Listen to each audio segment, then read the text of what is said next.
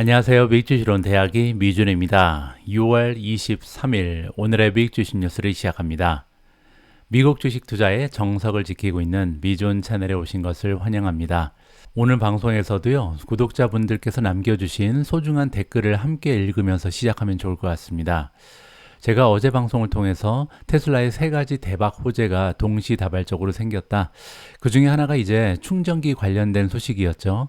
텍사스 주에서 테슬라의 슈퍼차저를 스탠다드로 삼았다. 따라서 앞으로는 이제 슈퍼차저가 없이는 충전 기업들이요, 텍사스 주에서 주는 보조금을 받을 수 없다. 굉장히 커다란 호재라고 제가 여러분들께 설명을 드렸습니다. 자, 그런데 이 영상을 보시고 굉장히 좀 합리적인 의문을 제기하신 분이 계셔서요, 그분의 의견을 잠깐 들어보면요, 전 의문점이 생기네요. 테슬라가 충전기를 개방한다면 고객들이 굳이 테슬라를 사야 할까요? 포드 GM을 살 수도 있어요. 리비안도 테슬라에서 나온다는 세미 트럭이고요. 길게 가자면 큰 악재같이 보입니다 라고 아주 소중한 의견, 그리고 합리적인 의문점을 제시해 주셨습니다. 제가 볼 때는요, 같은 이슈라도 어떤 관점을 가지고 어떠한 시각을 가지고 접근하냐에 따라서 이렇게 다양한 의견이 제시될 수 있다라고 보고요. 또 주식에 투자하는 투자자 입장에서 이렇게 다양한 각도에서 한 가지 이슈를 분석할 수 있는 능력은 굉장히 중요하다라고 봅니다. 그래야만 이렇게 맹목적으로 하나의 주식에 이제 사랑에 빠져서 투자하는 것이 아니라 여러 가지 리스크를 발견할 수 있는 눈이 생긴다, 능력이 배양된다, 이렇게 저는 긍정적으로 생각을 합니다. 그렇기 때문에 오늘 아침에도 이렇게 다양한 의견을 여러분들과 공유해드리고 있는 거고요. 저의 개인적인 시각은 그렇습니다.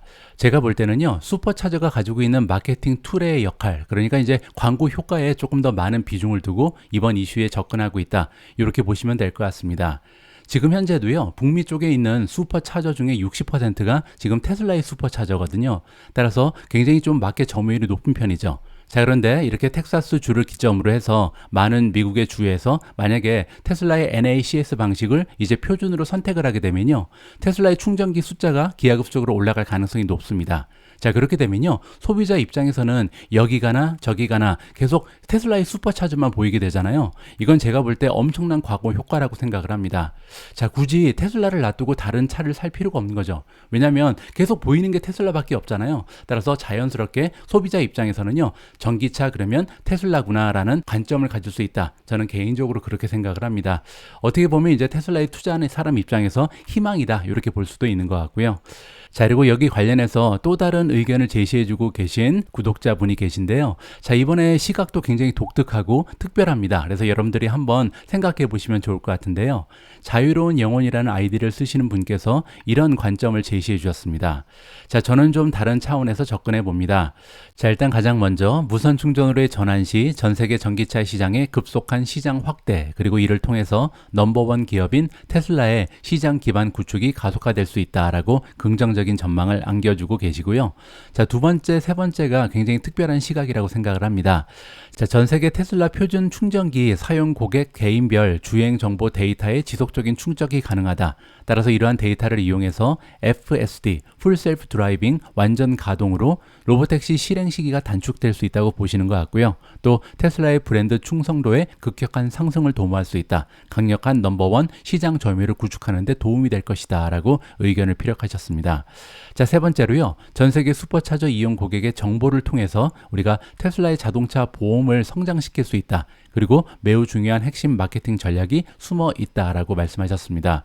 앞에서 말씀드린 저의 시각은요, 어떻게 보면 광고의 툴로서의 역할, 슈퍼차저가 이제 여기저기 보이게 되면 아무래도 소비자 입장에서는 이러한 테슬라의 자동차를 선택할 가능성이 높다. 따라서 앞으로 전기차의 시대가 도래가 되면요, 테슬라를 선택하는 소비자의 심리가 강화될 것이다. 따라서 테슬라 판매 대수에 굉장히 많은 도움이 될 것이다. 광고의 툴로서의 슈퍼차저 역할에 좀 중점을 둔 의견이었다. 이렇게 보시면 되고요. 자, 그리고 이번에 함께 읽어본 자유로운 영혼님께서 제시해 주신 의견은요, 데이터에 중점을 둔 그런 관점이라고 보시면 될 것 같습니다. 아무래도 이제 슈퍼차저를 이용하는 소비자의 수가 늘면 늘수록 거기에 이제 애플리케이션을 사용하면서 다양한 개인 정보들이 축적이 되겠죠. 그렇게 되면 앞으로 테슬라 입장에서는요, 뭐 자율주행 소프트웨어를 판매한다거나 아니면 로보택시를 만든다거나 뭐 향후에 보험을 판매하는데도 많은 도움이 될 수 있다. 이런 식으로 데이터에 중점을 둔 관점이었다. 이렇게 정리가 가능할 것 같습니다. 자, 아무튼 이렇게 다양한 관점을 지금 미주원의 구독자분들께서 표현해 주셔서 저는 개인적으로 굉장히 다행이다라는 생각이 들고 있고요. 앞으로도 다양한 주제, 다양한 기업에 대해서 여러분들의 소중한 의견을 제시해 주시고 공유해 주셨으면 합니다. 자, 그러면 이렇게 구독자분들과 함께 만들고 있는 미주원 채널의 오늘의 미국 주식 뉴스 바로 시작합니다. 어제 미국 증시의 분위기는 아주 좋았습니다. 다우존스만 횡보를 기록했고요. S&P 500은 0.37%, 그리고 나스닥은 1% 가까이 상승하는 좋은 추세를 만들어냈습니다. 자, 어제 시장을 주도했던 것은 아마존이고요. 4.26% 하루 만에 껑충 뛰어 올랐습니다.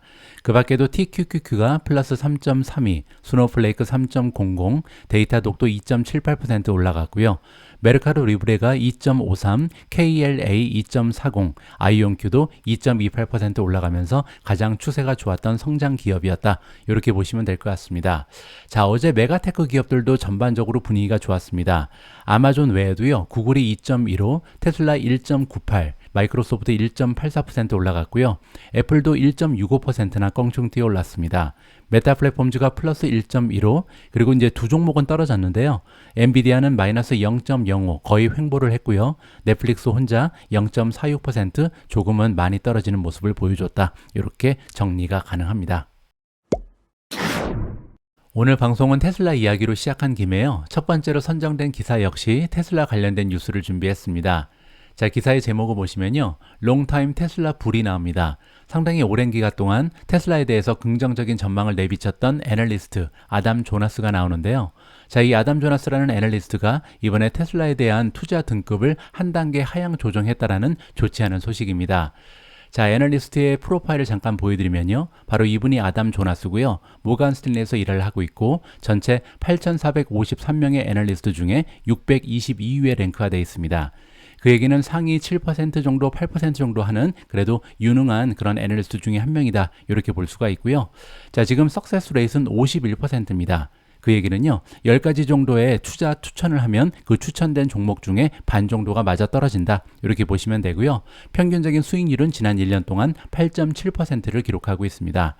아담 조나스는요, 보시는 것처럼 이제 자동차를 전문적으로 분석하는 애널리스트입니다. 테슬라에 대해서는 홀드, 그리고 헐츠에 대해서도 홀드를 주고 있고요. 반면 페라리, 제너럴 모터즈는 바이 의견을 제시하고 있습니다.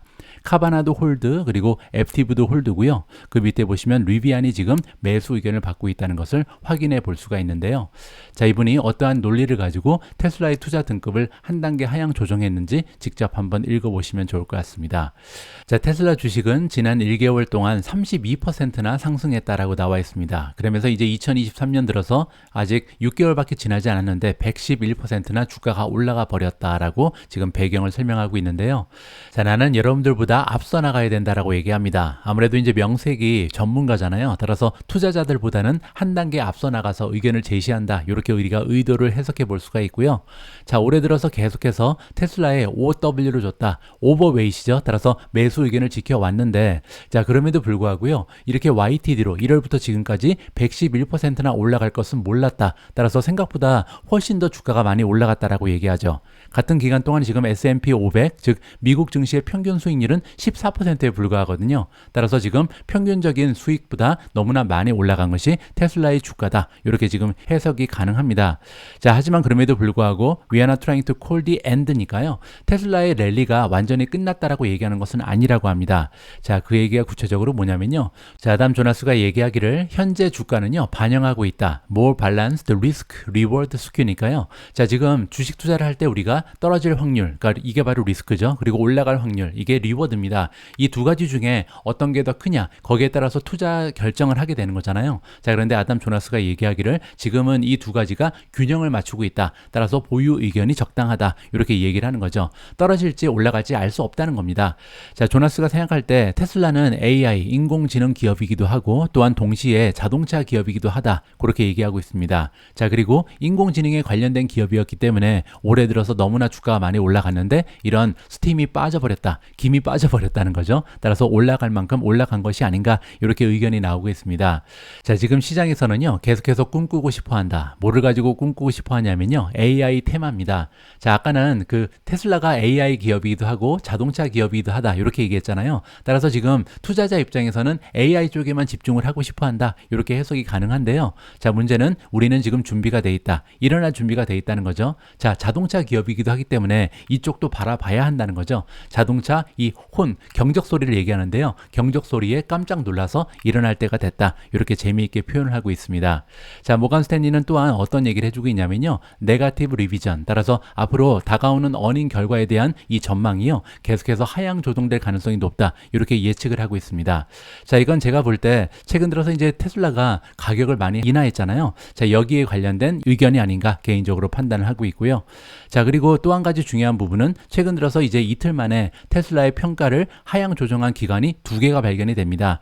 자, 지금 우리가 읽고 있는 모건 스탠리 말고도요. 바클레이 역시도 테슬라의 투자 의견을 원래 매수였는데 보유로 한 단계 조정을 했거든요.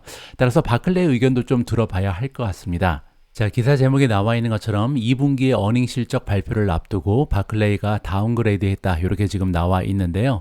자, 애널리스트 이름은 댄 랩입니다. 자, 이분의 프로파일도 한번 봐야겠죠. 자, 바로 이분이고요. 석세스 레이트는 43%, 그리고 에버리지 리턴이 2%밖에 되지 않습니다. 좀 초라한 성적표죠. 따라서 순위도 그렇게 높지가 않겠죠. 8,453명의 애널리스트 중에 3,671위에 랭크가 되어 있는 평범한 애널리스트다. 이렇게 우리가 점검을 해볼 수가 있고요. 자, 아무튼 이 전문가 의견에 따르면요. 지금은 투자자들이 익절을 해야 되는 시기다라고 얘기합니다. 뭐 최근 들어서 이제 주가가 많이 올라갔는데 AI가 두리분을 했다. 따라서 지금 테슬라의 주가가 많이 올라간 이유는 인공지능의 붐 때문이라고 얘기합니다. 또 한 가지 도움이 있었죠. 바로 슈퍼차저죠. 따라서 인공지능이라는 테마, 그리고 또 한 가지 슈퍼차저의 표준이 이제 테슬라가 될 것이다. 이러한 분위기가 조성되면서 주가가 많이 올라갔는데요. 자, 지금은 익절해야 되는 시기다. 주가가 많이 올라갔다. 이렇게 지금 얘기를 하고 있는 거죠. 자, 우리의 경험에 따르면 우리가 지금까지 테슬라를 계속해서 커버하면서 느꼈던 바를 얘기하는 것 같습니다. 자, 테슬라라는 종목은 포텐셜, 잠재력을 가지고 있다라고 얘기하는데요. 자, 어떤 잠재력을 가지고 있냐면 테슬라의 주가 움직임은요. 종종 펀더멘탈을 벗어나서 더 많이 올라간다. 이렇게 얘기하고 있습니다. 자, 그렇기 때문에 우리도 사실상 종종 모아 제너러스 했다. 자, 이건 뭐냐면요. 좀 더 관대한 입장을 취했다라고 얘기합니다. 어떤 부분에서 그러냐면 타겟 멀티플입니다.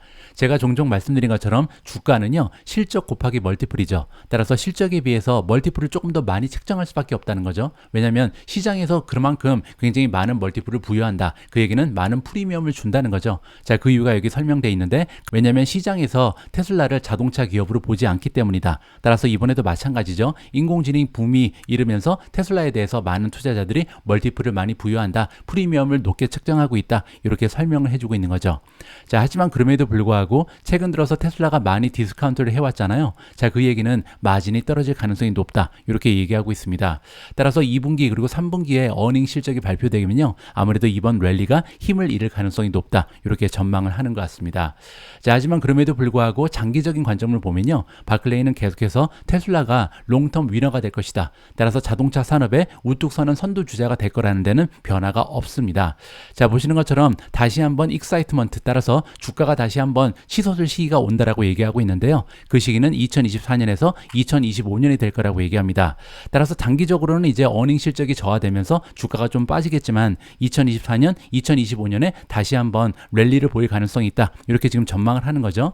그 이유는 바로 모델 2입니다. 로코스트 모델, 저가형 전기차죠. 따라서 저가형 전기차가 등장하면서 테슬라의 판매 대수가 다시 기하급수적으로 상승할 가능성이 높다. 따라서 장기적으로는 굉장히 긍정적이다라는 의견을 제시하고 있습니다. 자, 그러면서 바클레이 같은 경우는요. 목표 주가를 260에 보유하고 있습니다.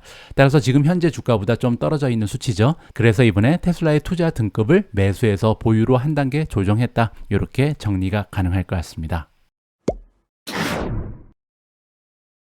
제가 올해 들어서는요. 저의 개인적인 투자 포트폴리오를 여러분들과 공유하고 있지 않습니다. 하지만 한 가지 말씀드릴 수 있는 부분은요. 작년에 제가 마지막으로 공개했던 포트폴리오랑 비교했을 때 상위 종목, 그러니까 제가 많은 투자 자금을 넣어놓고 있는 이 탑5는 별로 변동이 없다. 이렇게 말씀드릴 수가 있습니다. 뭐 예를 들어서 테슬라라든지 엔비디아, 마이크로소프트, 아마존, 뭐 온세미컨덕터 이런 종목들이 가장 많은 투자 자금이 들어가 있다. 이렇게 보시면 될 것 같고요. 자, 이렇게 투자 자금이 많이 들어가 있는 종목들 중에서 제가 가장 걱정하는 기업이 하나 있는데요. 바로 아마존입니다. 자, 그 이유는 제가 최근에 이제 오미주를 읽어드리면서 여러 번 피력을 했는데요. 아마존이라는 기업은 사실 인공지능에 있어서 상당히 앞서 나가는 기업 중에 하나였거든요. 알렉사를 봐도 가장 이제 성능이 좋았던 이 보이스 어시스턴트를 제공하고 있었습니다. 자, 그런데 최근에 챗GPT가 등장하면서 이제 인공지능의 혁신의 바람이 이제 완전히 본격화되고 있죠. 자, 특히 자연어 처리 모델이 굉장히 중요해졌습니다. 생성형 AI죠. 자, 그런데 이런 생성형 AI 시대가 도래하면서 아마존이요, 굉장히 좀 빠르게 대응하지 못하는 굉장히 실망스러운 모습을 보이고 있거든요. 자, 그래서 제가 개인적으로 굉장히 걱정이 많다, 이런 말씀을 어저께 방송에서 드린 적이 있는데요. 자, 그런데 이번 CNBC 기사의 제목을 보시면요, AWS, 아마존의 웹 서비스가 이번에 100 밀리언을 투자할 것이다. 생성형 AI에 투자를 한다라고 나와 있고요. 그 이유는 우리가 알고 있는 것처럼 마이크로소프트 그리고 구글을 따라잡기 위해서다라고 기사의 제목이 알려주고 있습니다. 자, 이게 어제 아마존의 주가가 4% 이상 올라간 이유가 될 수 있다. 이렇게 우리가 정리가 가능한 거죠. 자, 그런데 구체적인 내용을 한번 읽어보시면서요, 이 기사가 정말로 긍정적인지 그러지 않은지 여러분들이 좀 판단을 해보시면 좋을 것 같습니다. 자, 아마존의 클라우드 유닛이 어제 발표를 했다. 얼로케이팅, 할당한다. 100 밀리언이니까 1억 달러입니다. 자, 1억 달러는 사실 아마존의 규모를 보면 그렇게 큰 돈은 아니거든요. 따라서 이번에 1억 달러를 투자한다라고 발표가 됐는데요. 자, 그러면서 생성형 AI를 이용할 수 있게끔 도와줄 것이다. 고객사들한테 제공할 것이다. 이렇게 얘기하고 있는 거죠. 자, 여기 나와 있습니다. 굉장히 작은 규모의 투자금이다. 자, 왜냐면요, 지금 현재 아마존에 가지고 있는 현금 흐름을 보시면 64 빌리언이고요. 더더욱 중요한 건 뭐냐면 1년에 아마존이 사용하는 오퍼레이팅 익스펜스 비용을 보시면요, 영업 비용이 지금 하프 트릴리언이거든요. 자, 그 얘기는 500 빌리언 정도를 1년에 비용으로 지불하는 그런 기업이 아마존입니다. 자, 그런데 500 빌리언에서 지금 100 밀리언을 쓴다는 거니까 정말 세 발의 피죠. 그래서 많이 투자를 하는 것은 아니라는 것이 조금 마음에 걸리고요. 자, 어제 발표된 내용에 따르면 아마존 웹 서비스 클라우드 부서죠. 자, 클라우드 부서에서 레코그나이즈 한다. 따라서 이제 파악을 하고 있다는 거죠. 자, 그래서 생성형 AI가 이번에 얼마나 중요한지 지금 그 중요성에 대해서는 인정을 한다. 여기에 이제 의미가 있는 것 같습니다. 자, 그리고 아마존이 지금 마이크로소프트, 구글 이 경쟁 기업과 경쟁에서 좀 밀리고 있다는 것을 인정하는 것 같다. 이렇게 긍정적으로 해석이 가능한 거죠. 자, 하지만 여기를 보시면요, 조금 중요한 얘기가 나오는데 이 AWS의 CEO가 이런 얘기를 합니다. 자, 이러한 질문을 스스로에게 던져봐라. 어떤 질문이냐면요, 지금 다른 러너들이 있다. 자, 이 얘기는 인공지능 경주가 일어나고 있는데요. 자, 일부 기업들이 지금 새 발자국 앞으로 나갔다. 마이크로소프트 그리고 구글을 얘기하는 거죠. 자, 그런데 문제는요, 이 인공지능 경주는 10,000km를 가야 된다. 따라서 상당히 장기적인 관점을 가지고 이 경주를 해야 되는데 이 주자들, 첫 번째 앞으로 나가고 있는 주자들은요, 단 세 발자국 정도 앞으로 나갔을 뿐이다. 따라서 걱정할 필요 없다는 거죠. Does it really matter? 중요한가? 왜냐면 10K나 가야 되는데 10,000km나 가야 되는 경주인데 그렇게 세 발자국 앞으로 나갔다고 해서 앞서 나간다, 이렇게 얘기할 수는 없다는 거죠. 자, 그런데 저는 솔직히 이번에 AWS의 CEO가 한 이 얘기를 보면서 오히려 더 걱정이 커졌습니다. 자, 왜냐면요, 인공지능이라는 것은 사실 간단한 원리입니다. 데이터거든요. 많은 데이터를 모아서 인공지능이 계속해서 학습하면서 그 능력을 배가시키는 거죠. 자, 그러면서 사람만큼 똑똑해질 수 있는 기회가 마련이 되고 있다. 이렇게 우리가 기대하고 있는 거잖아요. 자, 그런데 문제는 이 앞서 나간다는 것은요, 선점 효과가 있습니다. 왜냐하면 계속해서 데이터가 쌓일 가능성이 높아지는 거잖아요. 처음 치고 나간다면 점점 더 많은 사람들이 뛰어들면서 이 데이터의 양이 기하급수적으로 올라갈 수가 있는 거죠. 자, 그렇기 때문에 먼저 인공지능의 경주에 참여했다는 것은요, 점점 더 앞서 나갈 수 있는 기회가 커지고 있다. 따라서 뒤에서 출발하고 있는 AWS 입장에서는 조금 긴장할 필요가 있는데 그런 느낌이 전혀 나오고 있지 않습니다. 따라서 이 부분에 대해서는 저는 조금 부정적으로 해석을 하고 싶고요. 자, 지금 아마존 같은 경우는 굉장히 인기가 많은 라지 랭귀지 모델이 없다라고 얘기합니다. 자, 그래서 지금 자연어 처리 모델 인공지능을 가지고 있지 않고요. 자, 그리고 챗봇도 없죠. 따라서 아직 굉장히 좀 뒤처지고 있다는 것은 확실한 것 같고요. 자, 그럼에도 불구하고 이 AWS의 CEO가 얘기하기를 나는 걱정하지 않는다. 저는 걱정입니다. 그래서 아마존이 지금 많은 이그잼플을 가지고 있다. 자, 아마존의 과거를 한번 보라는 거죠. 아마존은요, 이 고객들이 원하는 거에 포커스를 맞추는 그런 힘이 있는 기업이다. 자, 이 부분은 확실합니다. 어디까지나 이제 고객 지상주의를 추구하는 것이 아마존이잖아요. 자, 그래서 이 CEO가 얘기하는 것은 뭐냐면 우리는 고객사들하고 얘기를 하면서 그들이 진짜 원하는 인공지능의 파워가 뭔지 파악하고 그리고 나서 그들이 원하는 것을 만들어 줄 것이다 라고 얘기합니다. 자, 과연 이 AWS CEO가 얘기하는 것처럼 이러한 전략이 맞아 떨어질지, 아니면 정말 아까 제가 말씀드린 것처럼 데이터가 중요한 것이 인공지능인데 조금 뒤떨어지는 것이 아닌지 개인적으로 좀 걱정되는 마음을 가지고 있습니다. 자, AI는 다음의 물결이 될 것이다. 클라우드의 혁신의 물결이다 라고 얘기합니다. 자, 그리고 넥스트 빅띵이니까요, 정말 커다란 기회가 숨어져 있다. 따라서 앞으로 다가오는 미래에는요, 점점 더 많은 고객사들이 클라우드를 이용할 수밖에 없다라고 얘기합니다. 왜냐하면 이 생성형 AI를 구동하기 위해서는 클라우드가 필요하거든요. 따라서 굉장히 커다란 기회가 가지고 있고, 지금 AWS는 전 세계에서 가장 고객사를 많이 확보한 클라우드잖아요. 따라서 우리가 상당히 유리한 위치를 점령하고 있다, 이렇게 얘기하고 있는 거죠. 자, 그리고 이 기사의 마지막 부분에서 AWS의 CEO가 저를 다시 한번 실망시킵니다. 자, 보시면요, 자, 뭐라고 얘기하고 있냐면 AWS가 제공을 한다. 뭐를 제공하냐면 크레디빌리티를 제공한다라고 얘기합니다. 크레디빌리티는요, 믿을 수 있는 거죠. 신뢰입니다. 따라서 우리가 제공하고 있는 제너러티브 AI 서비스는 믿을 수 있다라고 얘기합니다. 자, 그 얘기가 뭔지 좀 살펴보시면요, 자, 최근에 내가 이 Fortune 500에 들어가는 대기업들과 얘기를 많이 해봤다. 자, 그리고 여러분들은 모를 것이다. 얼마나 많은 그 기업들이 챗GPT를 지금 금지시켰는지. 자, 그러면서 얘기하는 바가 뭐냐면요, 그 Fortune 500에 들어가 있는 대기업들이 얘기하는 바에 의하면 챗GPT를 믿을 수 없다는 겁니다. 특히 이제 초기 버전 같은 경우는 이 기업이 가지고 있는 정보가 좀 빠져나갈 수도 있고 시큐리티, 보안에 문제가 있다는 거죠. 따라서 보안에 문제가 많이 있기 때문에 챗GPT는 약점이 많이 있는 그런 기술이라고 얘기합니다. 그렇기 때문에 앞으로 AWS처럼 확실한 기술력이 있는, 그리고 크레디빌리티가 있는 이런 상품으로 많은 기업들이 들어올 것이다 라고 얘기하고 있는 거죠. 자, 이 부분에 대해서 제가 좀 부정적인 의견을 가지고 있는 것은요, AWS의 장점을 부각시키는 데 있어서 다른 기업이 구축하고 있는 기술력을 오히려 지금 까고 있는 거잖아요. 따라서 부정적인 얘기를 하면서 어떻게 보면 자기의 상품을 돋보이게 하는 굉장히 좀 어떻게 보면 최악의 마케팅 전략을 사용하고 있다. 따라서 저는 개인적으로 이 기사의 전반적인 내용을요, 그렇게 긍정적으로 보고 있지 않습니다. 앞으로 어떻게 AWS에서 확실한 그런 테크놀로지가 출시가 될 때까지 저는 이러한 부정적인 의견을 계속 유지할 가능성이 있을 것 같습니다. 자, 모르긴 해도 어제 미국 증시에서 가장 커다랬던 핫한 뉴스는 뭐였냐면요, 바로 격투기 소식입니다. 많은 분들께서 이미 뉴스를 통해서 알고 계시겠지만 일론 머스크 그리고 마크 저커버그가 격투기를 통해서 결투할 가능성이 높아졌다, 뭐 이러한 기사가 지금 보도가 되고 있거든요.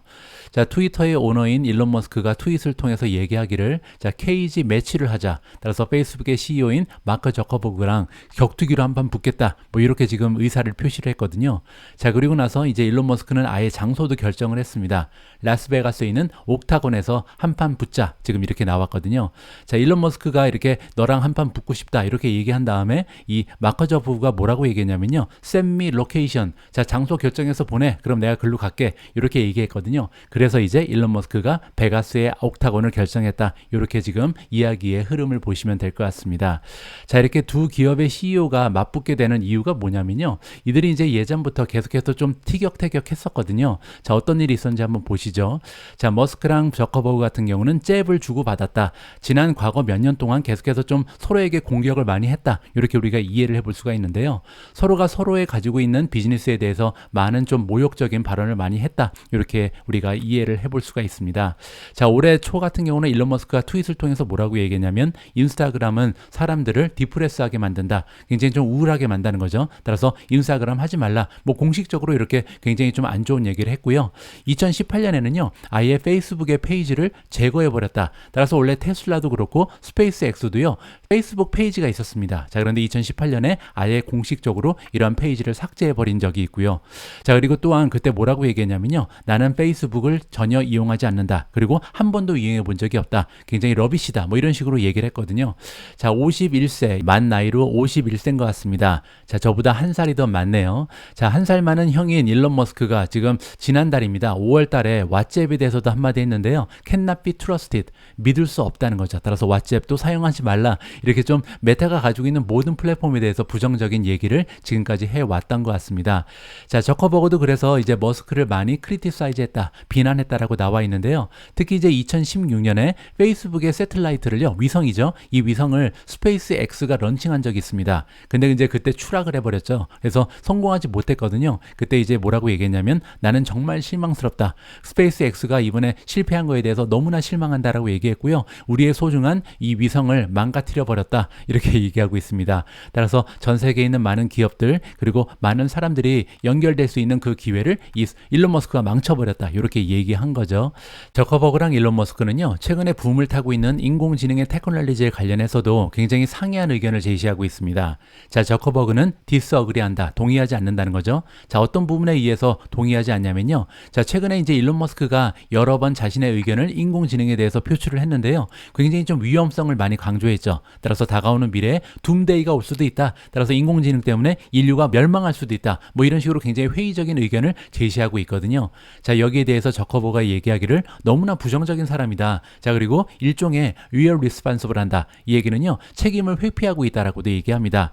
자, 그리고 최근에서는 비즈니스 부분에서도 격돌이 심화가 되고 있는데요. 자, 뭐 때문에 그러냐면 저커버그의 메타가 최근에 이제 발표하기를 트위터의 라이벌을 만들고 있다. 따라서 새로운 소셜 미디어 플랫폼을 만들고 있는데 트위터를 겨냥한 새로운 플랫폼이다. 이렇게 우리가 정리를 해볼 수가 있거든요. 따라서 두 기업의 CEO는요, 지금까지 굉장히 좀 서로가 서로에게 굉장히 많은 상처를 주고받았습니다. 따라서 이번에 정말로 만나서 링 위에서 격투기로 한판 붙으면서 서로가 이제 서로한테 쌓였던 미움을 정리할 시간이 필요하지 않나, 뭐 이렇게 우리가 기대를 해볼 수도 있겠죠. 뭐 실제로 일어날지 일어나지 않을지는 우리가 생각을 해볼 수가 없는데요. 자, 결과는 누가 이길까요? 제가 알기로는 이제 저커버그는 운동을 굉장히 열심히 하는 사람이고 일론 머스크는 운동을 전혀 하지 않죠. 뭐 저커버그보다는 이제 일론 머스크가 훨씬 더 등치가 크긴 한데 그렇다고 해도 나이도 훨씬 어리고 또 매일매일 운동하는 사람을 이길 수 있을까, 이런 걱정이 들긴 합니다. 자, 그런데 여기 재밌는 얘기를 이제 아이브즈가 합니다. 자, 댄 아이브즈가 뭐라고 얘기하냐면요, 누가 이기던 간에 가장 커다란 승리자는 인터넷이 될 것이다. 왜냐하면 전 세계에 있는 인구들이 이 일론 머스크랑 저커버그의 싸움을 보기 위해서, 격투기를 보기 위해서 몰려들 것이다. 따라서 인터넷이 진정한 승자다. 이렇게 정리를 해주고 있습니다. 오늘 방송에서는요, 인도 이야기를 좀 해볼까 합니다. 자, 어제 기사를 검색하다가 마이크론 테크놀로지 관련된 기사 하나를 발견했는데요. 자, 이번에 마이크론에서 인도 쪽에 칩 퍼실리티, 반도체 공장을 짓는다고 합니다. 자, 그리고 투자의 규모가 대단한데요. 2.8 빌리언, 28억 달러 정도의 가치가 있는 퍼실리티가 들어서게 된다. 따라서 인도 쪽의 개발이 정말 가속화되고 있는 것을 우리가 다시 한번 실감을 해볼 수가 있겠죠. 자, 최근에 마이크론뿐만 아니라 정말 다양한 빅테크 기업들이요, 인도 쪽에 진출을 선언했습니다. 자, 구글 같은 경우는 앞으로 다가오는 5년 동안 1 빌리언을 투자하겠다. 자, 투자의 에어리어를 보시면 인공지능, 클라우드 컴퓨팅, 그리고 교육 쪽에 투자를 할 예정이다라고 발표가 나온 상황이고요. 자, 마이크로소프트도 1 빌리언입니다. 10억 달러죠. 앞으로 3년간 10억 달러를 투여하겠다. 이렇게 발표가 나온 상황이고요. 클라우드 컴퓨팅, 아티피셜 인텔리전스, 그리고 사이버 보안 쪽에 투자를 진행할 예정이 있습니다.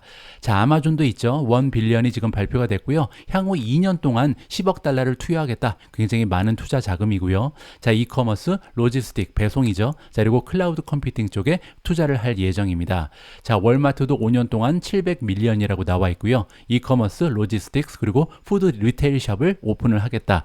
자, 마스터카드도 나옵니다. 앞으로 향후 5년 동안 500 밀리언을 인도에 투여하겠다라고 나와 있고요. 디지털 결제 시스템, 파이낸셜 인클루전, 그리고 데이터 애널리틱, 뭐 이러한 분야에 많은 관심을 가지고 있는 것 같습니다. 자, 이 밖에도 정말 많은 기업들이 지금 인도 시장에 뛰어들고 있는데요. 제가 마이크로소프트 빙을 이용을 해서 차트를 하나 만들어 봤습니다.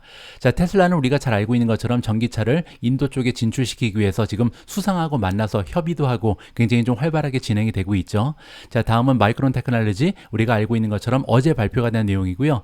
자, 2.8이라고 기사에 나와 있었는데 지금 빙에 따르면 2.7이라고 나와 있습니다. 자, 보잉도 진출한다고 나와 있습니다. 24 밀리언 정도를 투여한다. 그래서 그래서 에어플레인 파트니까요. 부품을 만드는 그런 시장을 개척한다라고 보시면 될 것 같고요. 아마존은 우리가 아까 살펴본 것처럼 1빌리언이라고 나와 있었는데요. 2030년 조금 멀게 보면 13빌리언을 투여할 예정에 있다.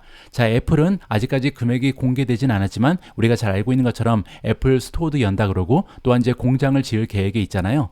자, 폭스콘은 이제 미국 기업은 아니지만 이 대만 기업으로서 이 인도 진출을 확장하고 있다. 500밀리언 그리고 968밀리언 정도를 두 개의 도시에 투여할 것이다 라는 것이 정리가 되고 있습니다. 자, 시스코도 들어갑니다. 인도 쪽에 매뉴팩처링이니까요. 공장을 짓는다라고 나와 있고 1빌리언 정도를 투자할 가능성이 있다. 자, 앞으로 몇 년 동안 그럴 거라고 나와 있고요. 자, 월마트 같은 경우는 인도에서 수출을 할 계획이 있다. 2027년까지 10빌리언이 들어간다. 어플라이드 머티리얼도 나옵니다. 자, 향후 4년 동안 400밀리언을 투여할 것이다. 따라서 보시는 것처럼요. 점점 더 많은 기업들이 지금 인도에 진출을 하고 있다. 어떻게 보면 중국에 대한 리스크를 줄이기 위한 하나의 방편으로 인도가 선택이 되고 있다. 굉장히 긍정적으로 우리가 정리를 해볼 수가 있겠죠. 자, 그래서 오늘은요. 어떻게 하면 우리가 이러한 인도의 붐을 좀 이용을 해볼 수가 있을까? 투자자 입장에서 투자처를 어떻게 결정하면 좋을까? 이 부분에 대한 얘기를 좀 해볼까 합니다. 자, 가장 쉬운 방법, 우리 같은 평범한 개인 투자자들이 인도의 주식시장에 투자하는 방법이 있는데요. 바로 브로드 마켓 인덱스를 사용하는 방법이다. 따라서 지수에 투자하면 좋다. 이렇게 지금 얘기를 하고 있는 거죠. 자, 그 얘기는요. 이 지수를 추종하는 ETF에 투자해라. 이렇게 우리가 해석을 해볼 수가 있습니다. 자, 인도의 주식시장에는요. 3개의 인덱스가 지금 올라가 있는 것으로 나와 있는데요. 퍼포먼스가 지금 나와 있죠. MSCI 인덱스를 기준으로 했을 때 지난 한 달 동안은 2.68% 올라갔고요. 1년 동안은 8.57%, 지난 3년 동안 55.76%, 그리고 5년 동안 41.16%. 자, 5년 동안은 좋지가 않았죠. 왜냐하면 지금 폭락한 기간이 있었던 것 같습니다.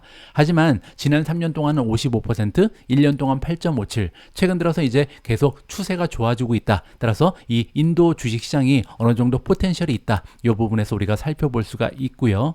자, 3개의 인덱스가 지금 올라가 있다고 그랬잖아요. 자, 첫 번째는 FTSE 인덱스고요. 자, 이 인덱스 같은 경우는 조금 광범위한 그런 기업들을 포함하고 있다고 보시면 됩니다. 따라서 대기업뿐만 아니라 작은 규모 기업들도 일부 포함이 돼 있다. 따라서 보유 종목이 굉장히 많겠죠. 205개나 되는 기업이 포함된 그런 인덱스라고 보시면 되고요.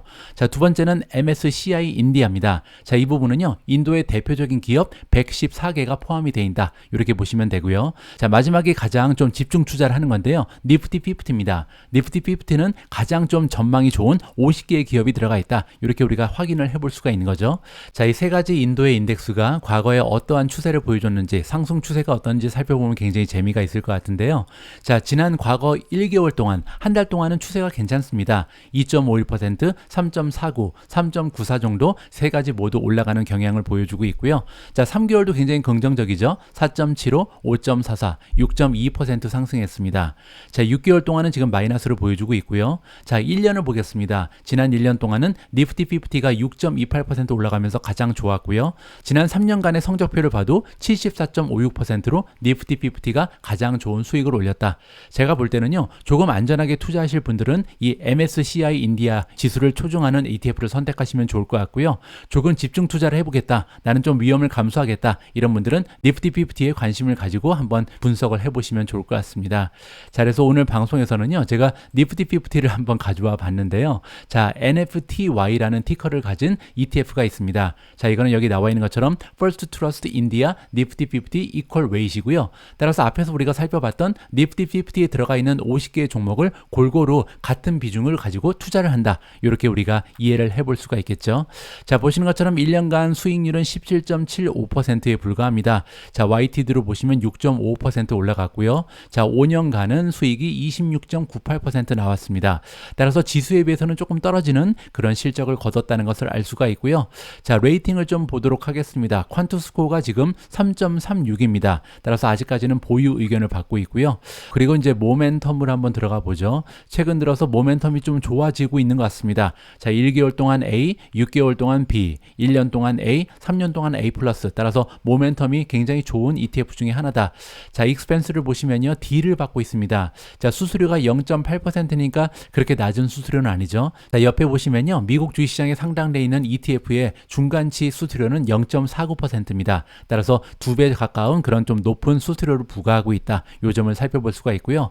한 가지 좋은 점은 뭐냐면 디비던드 배당이 좋습니다. 자, 배당률을 보시면요. 2.85%나 하나 되거든요. 따라서 배당률도 생각보다 굉장히 좀 만족스러운 비율이 나오는 그런 ETF 중에 하나다. 이렇게 살펴볼 수가 있고요. 자, 배당의 성장률을 보시면 지난 3년 동안 배당 성장률이 59.58%, 매년 평균적으로 성장했다는 겁니다. 따라서 다가오는 미래에도 배당이 추가적으로 성장할 가능성도 있지 않을까 우리가 좀 기대를 해볼 수가 있는데요. 자, 반면 배당이 들쑥날쑥합니다. 왜냐면 지난 1년 동안은 마이너스를 보였거든요.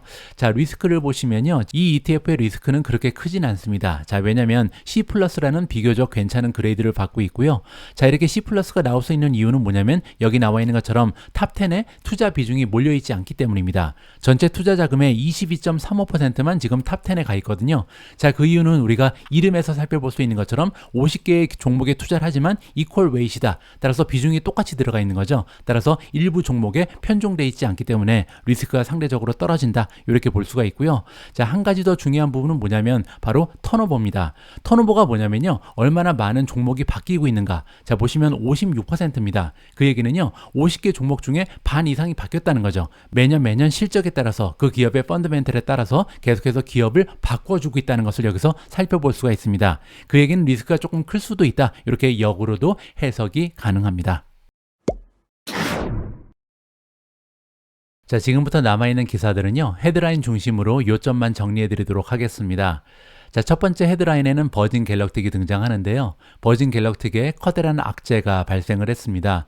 사실 최근 들어서 버진 갤럭틱의 분위기가 너무나 좋았죠. 왜냐면 장기간 기다려왔던 우주여행이 드디어 실현된다. 뭐 그 출발 날짜도 지금 거의 확정이 됐고요. 거기에다 이제 티켓의 가격도 발표를 하면서 아, 정말 우주여행 시대가 도래했구나. 이렇게 분위기가 급상승하고 있었거든요. 자, 그런데 찬물을 끼얹었습니다.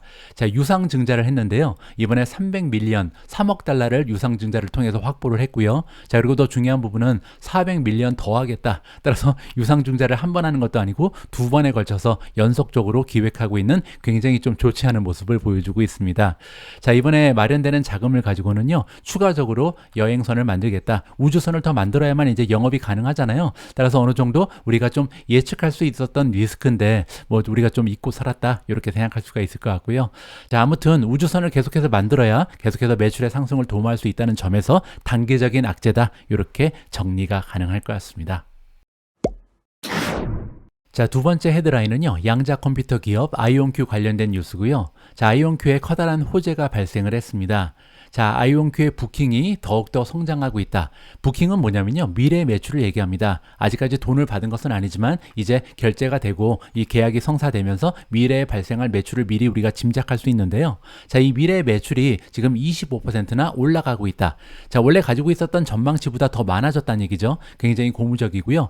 보시는 것처럼 올해 2023년에 25% 정도 전망이 상향 조정되면서 45밀리언에서 55밀리언 정도를 만들어낼 수 있다. 이러한 발표가 대두가 됐습니다. 자, 그렇게 되면요, 작년에 부킹은 24.5밀리언에 불과했거든요. 따라서 1년 만에 부킹이 100% 성장하고 있다. 굉장히 좋은 추세를 지켜내고 있는 거죠. 특히 이번에 이제 전망이 상향 조정이 된 이유가 뭐냐면요, 중요한 파트너십 하나가 결성이 됐습니다. 스위스 기업인데요, 베이셀이라는 또 다른 양자 컴퓨터 기업과 파트너십이 결성되면서 이렇게 그 부킹에 대한 포캐스트가 25%나 올라갈 수 있는 기회가 마련됐다. 긍정적으로 해석이 가능합니다. 자, 다음은 핀테크 기업 로빈후드 관련된 소식이고요. 자, 이번에 로빈후드가 X1이라는 스타트업 기업 하나를 인수합니다.